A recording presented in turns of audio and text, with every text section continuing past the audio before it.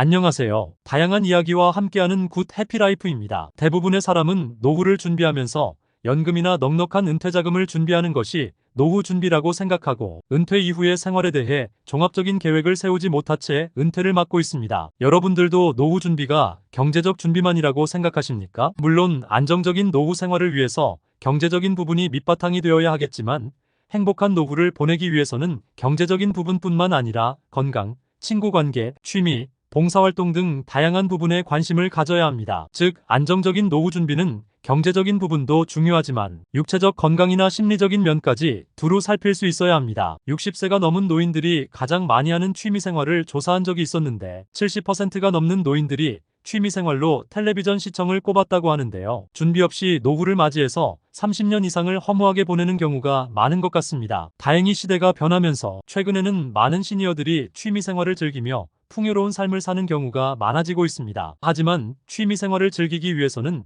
많은 돈을 들여야 한다고 생각하는 경우가 많은데 실은 돈을 많이 들이지 않고도 다양한 시니어 취미생활을 즐길 수 있습니다. 예를 들어 독서, 걷기, 요가, 요리, 그림 그리기, 인터넷 서핑, 사진 촬영, 시니어 온라인 커뮤니티 참여, 바둑, 회화 등의 다양한 취미생활을 즐길 수 있습니다. 이러한 취미생활은 나이 들어가면서도 지속적으로 즐길 수 있고 건강에도 도움이 되며 사회적 관계를 즐기는 등 다양한 장점이 있습니다. 그래서 오늘은 노후에 돈이 많이 들지 않으면서 행복하고 풍요로운 삶을 보낼 수 있도록 도와주는 시니어들의 취미생활 몇 가지를 소개해드리겠습니다. 첫 번째는 시니어 취미생활 중 1위로는 많이 언급되고 있는 독서입니다. 독서는 나이가 들어가면서 더 많은 관심과 인기를 얻고 있습니다. 다양한 장르의 책을 읽음으로써 지식 습득뿐만 아니라 정서적인 만족과 휴식을 찾을 수 있기 때문입니다. 또한 독서는 사회적 활동이 제한된 상황에서도 혼자서 즐길 수 있는 편안하고 풍요로운 활동으로 인정받고 있습니다. 도서관이나 커뮤니티 센터에서 무료로 책을 대여하거나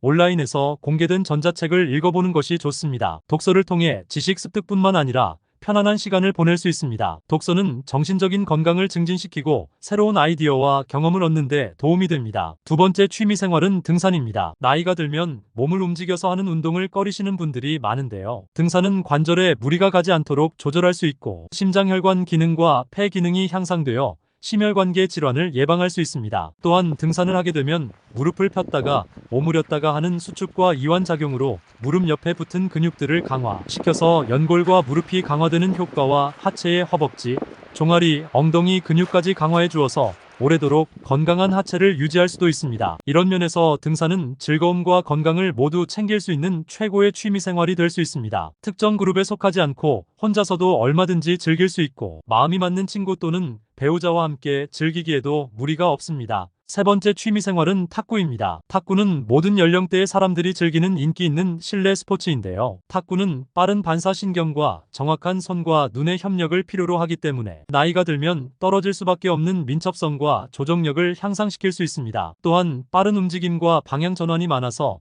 다리 근력과 지구력을 키우고 체중 감량에 좋은 운동입니다. 실내에서 하는 운동으로 날씨에 영향을 받지 않고 비용 부담도 적어서 좋습니다. 즉, 탁구는 다리, 몸통, 팔, 허리 등 전신을 사용하는 스포츠로 짧은 시간 안에 탁월한 운동 효과를 볼 수 있고 충격이 작은 운동으로 관절에 무리가 가지 않는 장점이 있고 심혈관 건강을 개선할 수 있는 운동입니다. 네 번째 취미생활은 수영입니다. 수영은 유산소 운동과 무산소 운동이 함께 할 수 있는 전신 운동으로 다른 운동보다는 체력이 더 많이 소비됩니다. 일반적으로 30분 수영을 하면 300칼로리 정도를 소모해서 뼈와 관절에 부담을 주지 않으면서 체중 관리를 할 수 있는 운동입니다. 특히 수영은 물의 부력으로 하중을 줄이면서 전신 관절 주변에 있는 근육을 튼튼하게 해줍니다. 일부 전문가들은 65세 이상 노년층에게 가장 적합하고 효과적인 운동이 수영이라고 주장하기도 했는데요. 연구조사에 따르면 꾸준히 수영을 즐겼던 사람들은 그렇지 않은 대상자보다 33%나 적게 낙상을 경험한 것으로 파악되었습니다. 평균적으로 65세 이상의 노인 3명 중 1명이 낙상사고를 겪는 만큼 수영을 꾸준히 해두면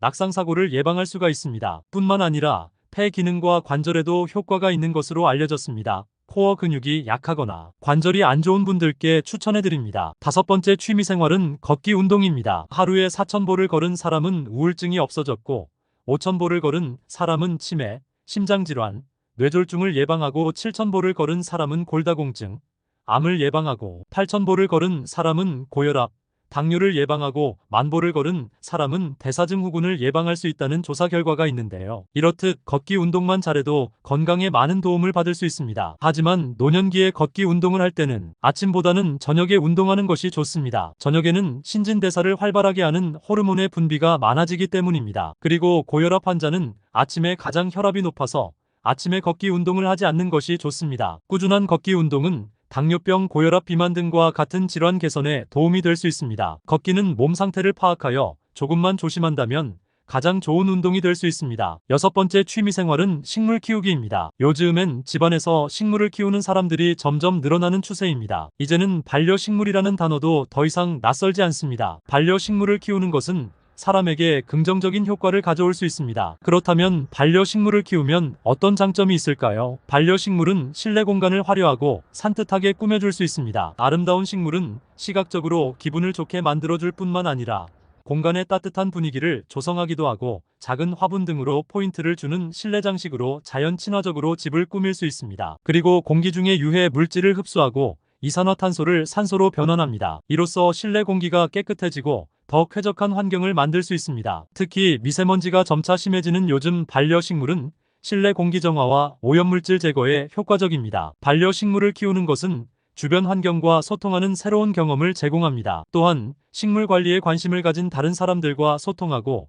정보를 교환하는 커뮤니티의 참여를 통해 외로움과 우울감 극복에 도움이 될 수 있습니다. 나이가 들어 몸이 힘들어지면 바깥에 나가 있는 시간보다 집에서 보내는 시간이 많아집니다. 이럴 때 많은 분이 우울감을 느끼는데요. 반려식물을 키우면서 식물과 교감을 나누다 보면 우울감을 극복할 힘을 얻을 수가 있습니다. 먹고 살기도 힘든데 무슨 취미생활이냐고 생각하는 사람도 있겠지만 100세 시대를 맞아 노후 생활은 60세에 퇴직을 한다고 해도 무려 30년 이상 살아가야 한다고 합니다. 그런데 그 긴 30년이라는 시간을 아무 계획이나 활동 없이 노후 생활을 보내게 되면 자존감이 낮아지고 우울증에 걸리게 될 확률이 높다고 생각됩니다. 전문가들은 행복한 은퇴 후 삶을 살기 위해서는 돈, 건강 그리고 취미를 가져야 한다고 말합니다. 여러분들도 미리 자신에게 맞는 노후에 대한 계획과 취미 생활을 찾아 행복한 삶을 사시길 바랍니다. 오늘 내용이 도움이 되셨다면 구독과 좋아요 부탁드리며 앞으로 더욱 유익한 영상으로 찾아뵙겠습니다.